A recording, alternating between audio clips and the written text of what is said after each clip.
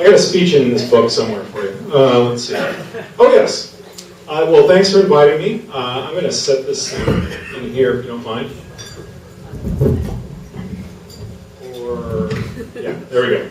I love being able to speak here at the Rotary Club of West Seattle. Thanks to Leo, thanks to everyone for making it possible. I have been working a lot, so sometimes I'm not here. I appreciate your consideration of my schedule. I do get to do makeups at a lot of other Rotaries where I get to speak. And it's enjoyable to get around and see everyone who's doing great work around the region as part of our larger Rotary family. I will say that this is the only one where I get razzed as bad as I do. So, but I'm probably not alone in that.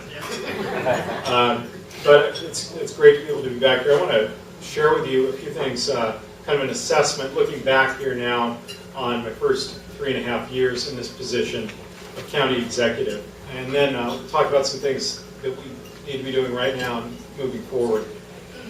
When I was sworn in 3.5 years ago now, I inherited a county government that had some challenges. There were good people, they were doing good work, and what I needed to do was to put the county back on sound financial footing. That's what I promised to do, that's what I set about to do, that's what I've done.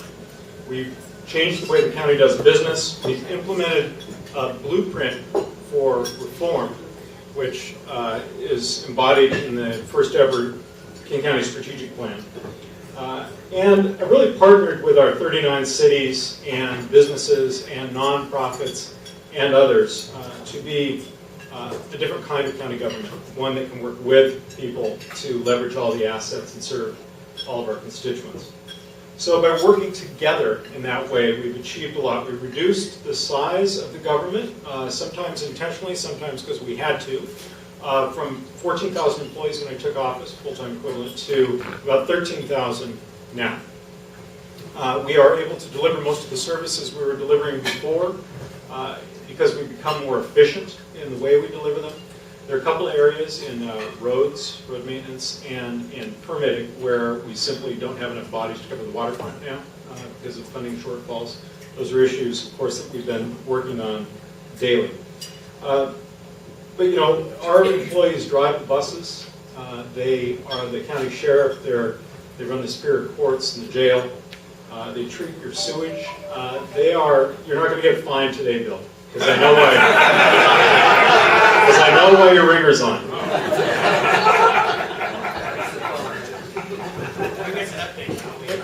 One of the things we did was we contained the cost of employee health care. That was the biggest sort of inflationary driver in our budget from year to year.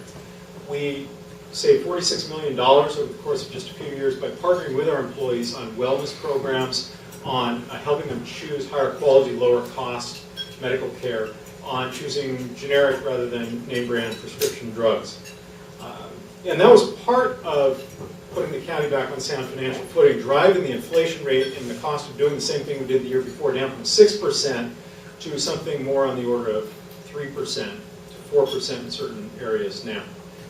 That brings us closer in line with inflation, still not in line with the even lower increase in the revenues, because those are very, very severely limited. But that was really the critical math that had to be done over the course of the 4 years, and we've done it. We instituted, part of that was instituting lean processes. You heard a lot about lean in the governor's race. I'm sure you all got sick of hearing about it if you were paying attention to the governor's race. We were actually doing it, we have been for several years, and it's a great way to both have our processes, the way we deliver services, change for changing times, and to have new and innovative ideas come in, but have those ideas come from our employees, to get the employees engaged. It's not a top-down process. And it improves employee morale as you do that. Over the past 3 years, we've also kick-started some very important infrastructure projects that were once stalled. We moved ahead to replace the falling down viaduct. We're under construction on the 520 bridge replacement. We are extending Link Light Rail to Capitol Hill, and in 2016 it will open at Husky Stadium. A new South Park Bridge will soon open. They said it couldn't be done. They said it was impossible. We got the partners together lots and lots of folks doing the lifting, and that bridge will open early next year. We plugged the hole in the Howard Hanson Dam quicker than anyone thought was possible, putting the Green River Valley back in business. Infrastructure investment is the critical foundation for future prosperity, just as it has been the prosperity our generation enjoys. That infrastructure is not just the bricks and mortar and buses. It's physical infrastructure, to be sure, but it's also natural infrastructure and human infrastructure that is important for us to be able to succeed in the future as we have to date. Natural infrastructure, it's clean air, it's clean water, it's also more intangible things, the things that make this place special, to make people want to stay here and move here from around the world. We've protected a lot of that.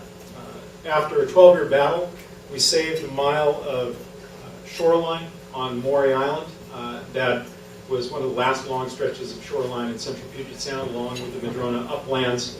That was a huge victory for an awful lot of folks. We completed the purchase of the East Side Rail Corridor that Burlington Northern was abandoning, to keep it intact, to make it available for rail and trail in the future, and we'll be developing trails for bikes and pedestrians through all of our East Side cities coming soon.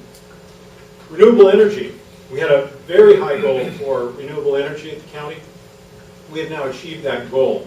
Half of your county government's energy needs now come from renewable energy, including energy we're capturing from the waste heat at the sewage treatment plants, and gas that we're capturing at the landfill that's being reused.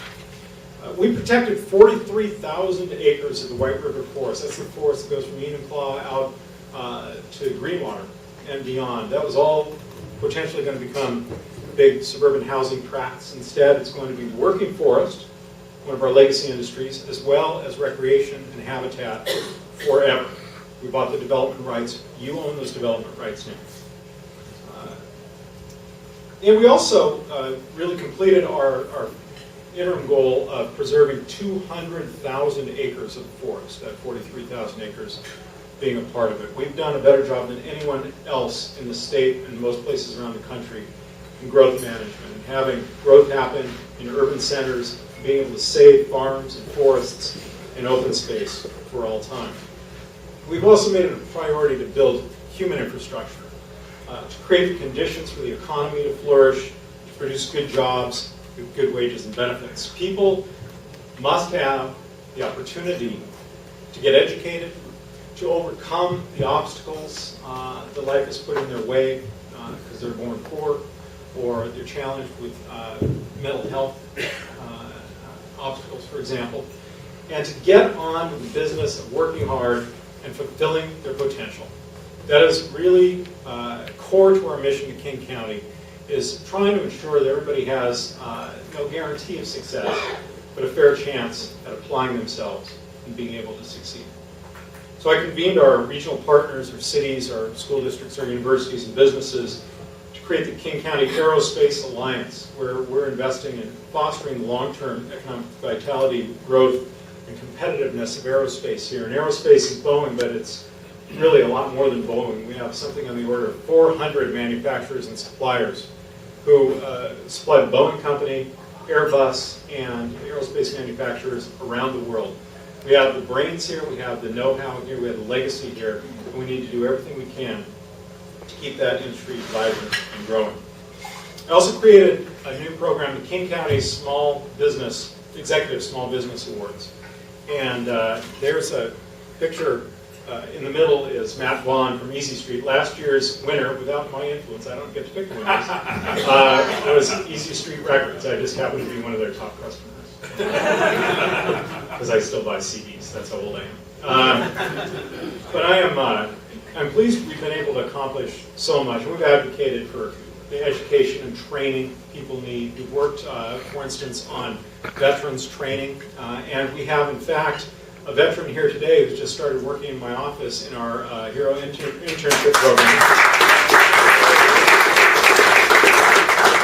Travis? I mean, he just started working. So Travis is going to be helping with communications, and he's done how many tours? I did 3 tours in Iraq. 3 tours in Iraq.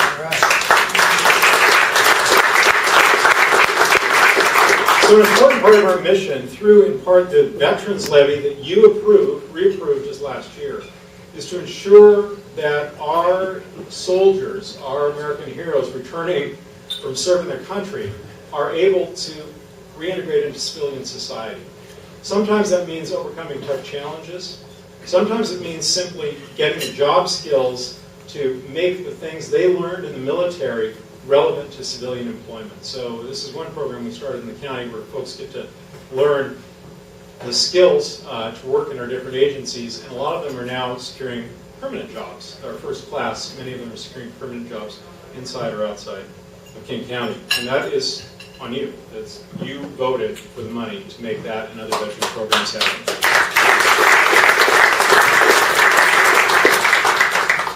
So, I'm pleased we've been able to accomplish so much in the areas of natural infrastructure and human infrastructure and in fact, the physical infrastructure I talked about at the start, like the bridges and the dams. But coming back to that physical infrastructure, we have a huge challenge right now with transportation and transit.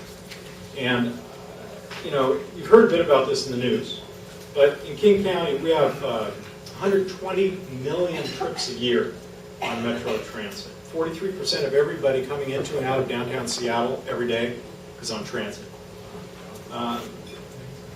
And we work continuously to get the most transit for the limited dollars available. With the restructuring of the West Seattle routes and the implementation of Rapid Ride Line C, we had a shakedown period. Some people, like my mom, were inconvenienced. I heard about it.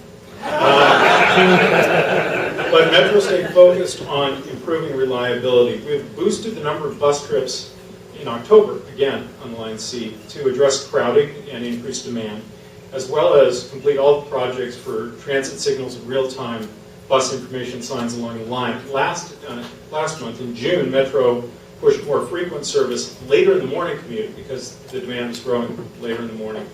Dispatchers also continue to deploy standby buses, so when a bus gets stuck in particularly bad traffic, we can slot another one in to try to pick up some of the slack. And that's a lot of what you see when your bus is late or overcrowded, as things get backed up, and then it becomes difficult to move everybody. Unlike rail, where you don't really get stuck in traffic, buses still are subject to that. All these steps are making Rapid Ride and other bus service more dependable. Ridership continues to grow. May marked an all-time high for Metro ridership, and that includes the Rapid Ride Line C. System-wide, we were boarding something in the order of 400,000 people every weekday, with about 7,100 riders on the Rapid Ride Line C every day. This Rapid Ride line, the one in West Seattle, has seen nearly a 50% increase in ridership over the individual routes it replaced a couple of years ago. So there are a lot more people riding the bus. A lot more. People are choosing the bus. But all that work could go down the drain because the state legislature just walked away at the end of the legislative session without doing anything about transportation. We have about $40 billion invested just in the unincorporated county road system, 1,500 miles of road, about 180 bridges. Most of them are quite old. And there are another 5,500 miles of city streets that are in some state of stress. All we're asking the legislature to do is to simply allow us to fix our own roads and drive our own buses. We're not asking them to raise taxes and give us money. 2 years ago, the state legislature recognized the successful efforts of Metro to reform. We did a county-wide effort to refocus bus hours on productivity and fairness rather than on historical accident. And we had a 32-point audit, and we complied with every one of those findings. And our bus drivers gave up the cost of living adjustment in 2010 to help balance the books. And we did all of these things, and the legislature said, okay, we will grant you 2 years of revenues, $20 car tab, to pair with your remaining reserves to keep your current level of service going. And then we'll deal during that interim period with providing a permanent source of funding. Well, the 2 years are just about up. Our reserves are just about gone. And there's no new source of funding. So early next year, we're going to be facing some pretty significant cuts. It is tough to see how we're going to sustain a cut of a substantial percentage of our bus system and not have it dramatically impact our economy. And to add insult to injury, funding from the state for the extra bus service that we have on the viaduct right now to make up for the construction delays, that runs out. It's going to run out in a year, and we've been asking. You're still doing construction. Where's the mitigation? And so far, it has not been forthcoming. Those funds, by the way, are not inconsequential. 120 extra bus runs per day. Most of them chock full of commuters are paid for by that mitigation money. Ridership on those routes jumped 22% since we put it in place, showing that if given a reasonable choice, more commuters are choosing transit rather than sitting in their cars on 99. So we need revenue authority from the legislature. We've assembled a broad coalition. This is not just some, government foremouthing, right? We've got all of our cities. We've got our colleges and universities and our school districts. We have the nonprofit world, from human service organizations to environmental organizations to transit advocates. But more importantly, we have the business community, the Downtown Seattle Association, the Metropolitan Seattle Chamber of Commerce, even the statewide business community, demanding that we have the opportunity to keep those buses on the road and get those roads paved. And yet, no relief. So we are reassembling that group. We're going to continue to push because we don't have an alternative. We have a responsibility to preserve and maintain the roads that our grandparents built. We have a responsibility to run the buses that are allowing this and the next generation to have the opportunity to move up in this world. We'll continue, for those reasons, to invest in all of these types of infrastructure because Central Puget Sound is critical to the economy of the state. Your county, one of the 39 counties, has 50% of the economy of the state of Washington. 50%. Everything we do here affects everyone in this state. 50, 60, even 100 years ago, the leaders of this region looked ahead. They built water systems, they built road systems, they even built trolley systems that we went and tore out. They implemented their plans, and those benefited those who came after them. We have to do the same in this generation. We have to take action on transit. We have to pave the roads before they fall to pieces. We have to fix what's broken and build for a shared future. People in this room are the kind of people who believe in that. Regardless of where you are in the sort of right to left political spectrum, people in this room join Rotary because they believe in responsibility. They believe in individual responsibility. And they believe in group responsibility. We have a responsibility to do these things in our time, just as those who came before us did. We can meet those challenges head on. We can create the future that we want and that our region deserves. And I thank you very much for being a part of it.